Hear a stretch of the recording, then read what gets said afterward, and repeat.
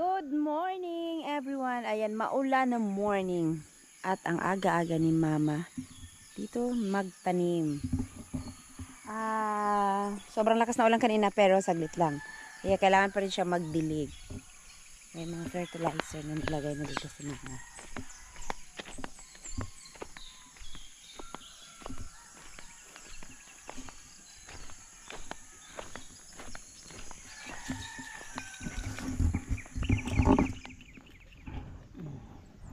Salamat sa aming kapitan.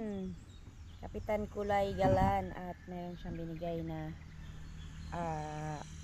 mga seeds. Meron pa doon eh. Ito yung nakalata. Ano to? Ampalaya. Ayan.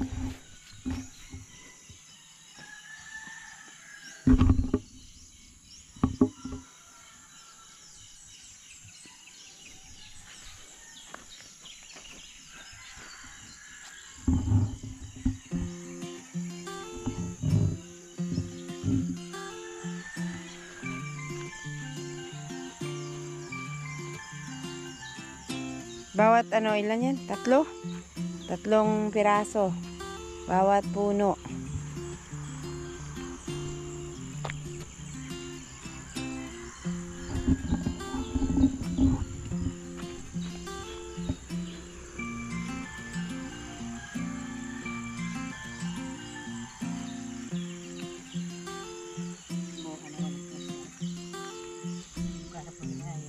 Hindi talaga nakabasa yung ulan, no? Pero sobrang lakas nun. Lakas, pero madilim pa ang langit. Sana mamaya uulan kasi sobrang init na po talaga dito.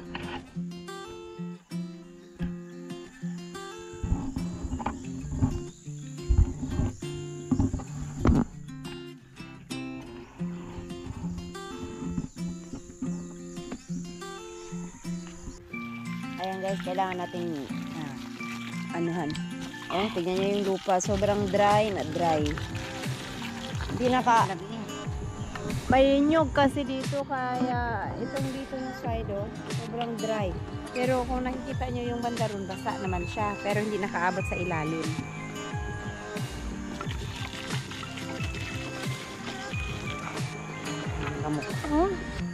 Ay, nakita. Kailangan siyang basain para kung hindi magtuloy-tuloy ang ulan sus, daghan ng buanan.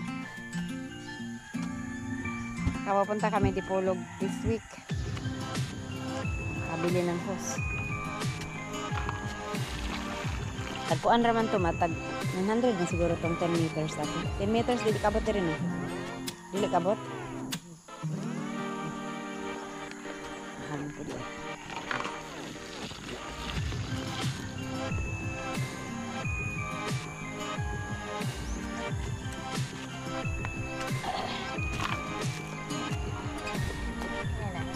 Kenapa?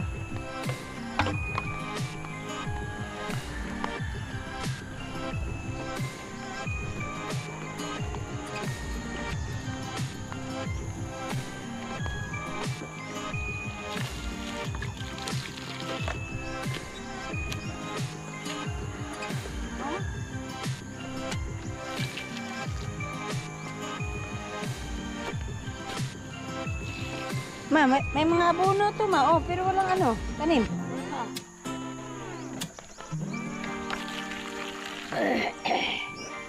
Eto, tamna ni Mama ng saging. Saging lakatan, unta, ma? Kung may dagang lakatan dito sa lote. Mag-iipat ulit.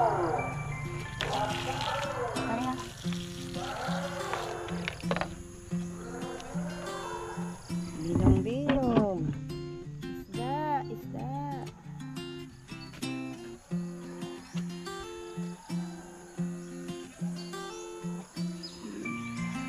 Kenapa na kukunin na tayo?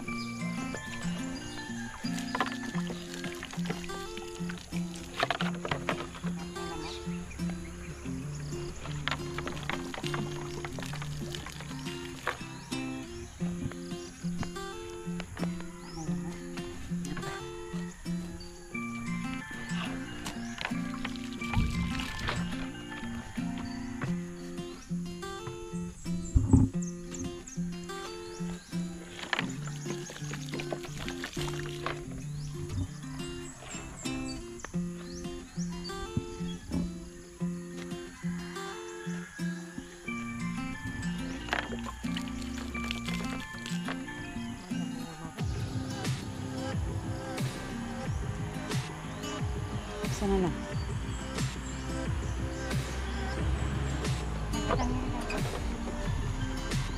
Buwan naman ako na. Ah, wala pa pala. Okay. Masarap naman siya.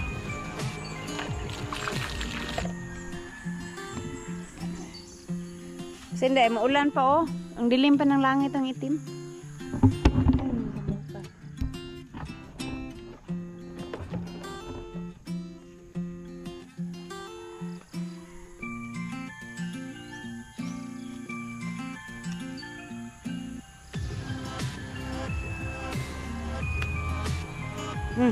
Hindi ma.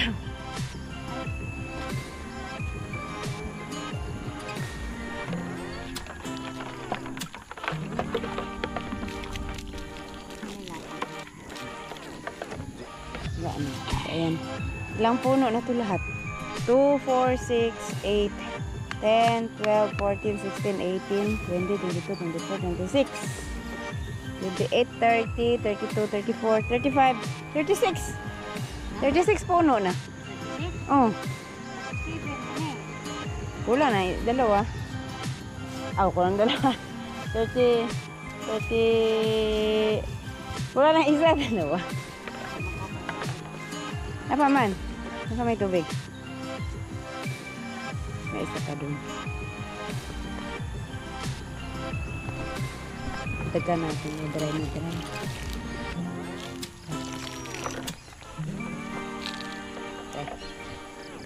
Gamitin ko muna yung isa bago ako mag-igib. Ito, isang galon pa, tapos mag-igib ako ng tubig ulit. Itong galon-galon lang tayo kasi mabigat pag timba. Tapos ito magaan lang. Bubuan pa na siya, Gutro? Sige, tanong saka na ako bubuan pag na, pwede ko magulak.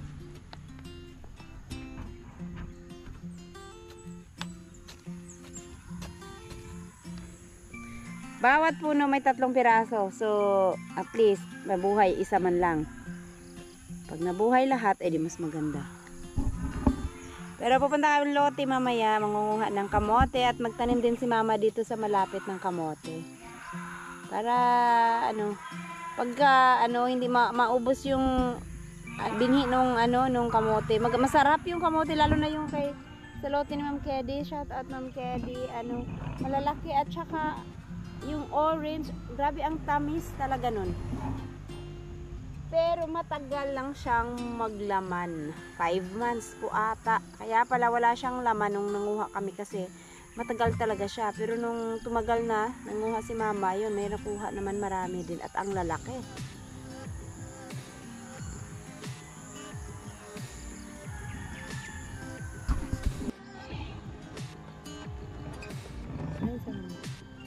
Salamat sa aming butihing kapitan.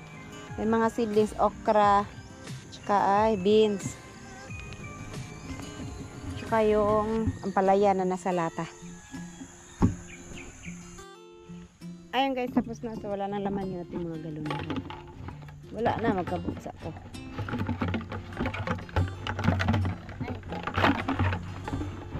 Ha? I-give mo na at kailangan magdilig ulit. Kasi yung doon, dry na dry, hindi pa nadiligan. Wala naman siguro i-agas ron ma. Wala na i-agas ron. The size naman. Wala pa din eh. Okra. Magkataya na ito ka. Nasa naman itong kagabhapon. Nasa maratong dako kayo ito. Kaya ko nakukuan ma. Kahit akong galunin. Nakamabuyan. Ang datong malaki.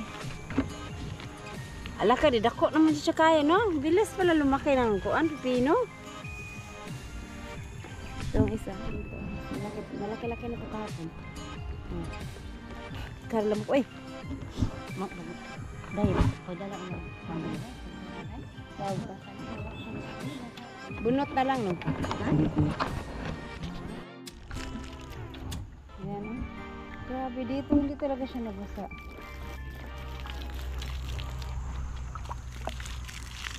Wala pa naman ang tubig dun. Pero nakakuha pa ako ng 4 na galon. Ito dito, beans. Hello guys! So, operation tanim sila ngayon kasi ito daw yung magandang araw ng pagtatanim. At saka, blessing na rin po dahil ang lakas ng ulan kaninang madaling araw. Sobrang lakas niya pero saglit lang. Pero kahit papano, na diligan yung lupa, no? Naging basa naman ng konti. So, ayan sila at itong whole area dito sa gitna ay kangkong ang itananim nila. Tapos yung sa mga gilid-gilid, yan pati yung dun sa gilid, iba naman ang itatanim. Si mama nagdala dito ng kamoting kahoy para taniman niya yung mga gilid.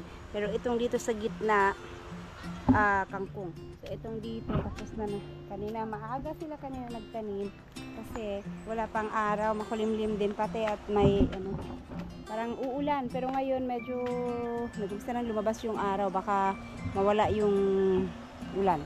Etong dito, tapos na lahat dito. So yan, hinilerahan nila ng kangkong. At yan, gumamit sila ng tali kasi walang para alam yung linya niya, yung line. So, itong dito sa gitna ay kanal. Para pagka malakas yung tubig, dito na lang didiretso. Kang purman pod kay kuan pod kang nang wala. Kinalang ito. Oh, tuod ay no kanang dire. Pero itong dito wala pa. Tuod ay. Hanggang dito lang. Kasi dito wala, hindi na sinama ni mama.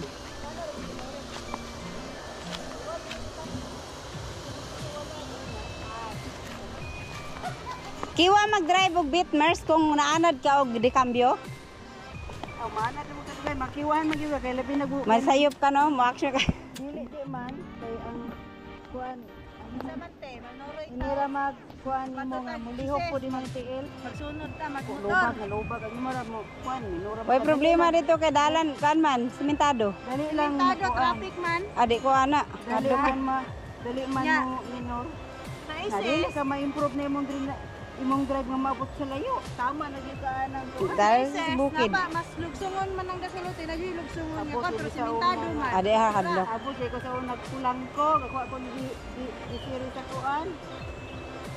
Pagsugod ko kabalo mo drive practice break ko. Mahadlok man ko kay wala man ko lisensya ug makasala ta way lisensya. Abot ko kulang ko. Barcelona wa ko lisensya. Grabe nang katulagan kay ni ate. Yung para gyud na. Wala ya may tao, wala metro way kasunod. Kuna juga pero og nanay kuan nimo, hindi na nakaron ikaw na may mobisay. Kurbaan ko kan Nabot ako krisis pag-uli ako ra gud na niya. Mga alas 8 inibalik ako. Alas 8 alas 7 na perting trapika lagi na sa Victoria Hills. na. Ako ka kanya nag-ana ko na sakyan na nag-ana.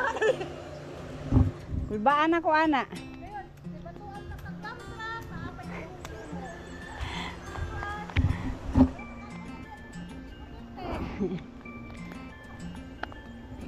Ayan, takot ako sa takot po ako magbiyahe-biyahe ng ganun kasi wala pa tayong lisensya, no. Baka mamaya hindi natin maiwasan kung may disgrasya. Lagi tayong talo niyan kasi wala tayong lisensya. Kaya nagda-drive ako pero banda rito lang talaga papuntang Lote. Ganun lang kalayo yung pagpupuntang palengke, hindi na ako nagmumotor papunta doon. Kasi mahirap na.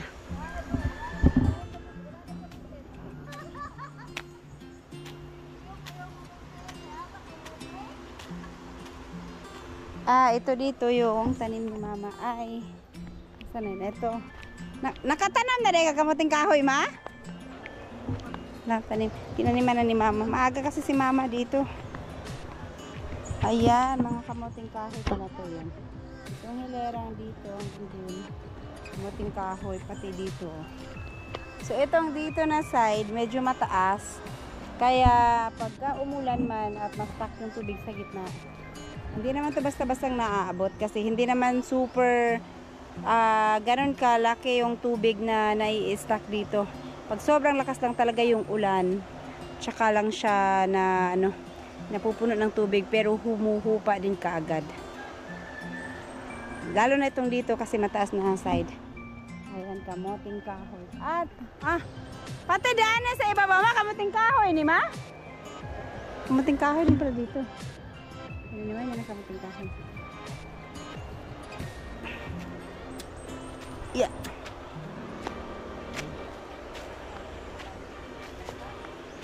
At syempre si Nanay Seward andun, busy din. Mag-isa lang siya nagtanim din sa kanya namang pwesto. Tanim naman din niya ng kangkong. Kaya nagtanim niya siya ng kangkong sa gilid.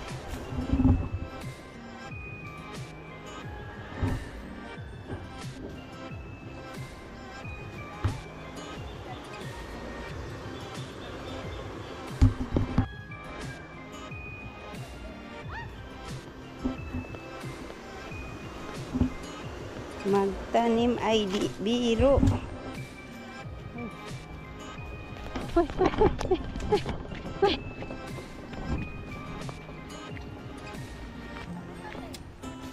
Dagma na. Tsaka ito pala. Huwag na mo ka dito, Ajon. Ito pala abuno. Ang gagamitin ni Mama ay complete. Ito yung hinatid ko dito. Ayan, complete siya.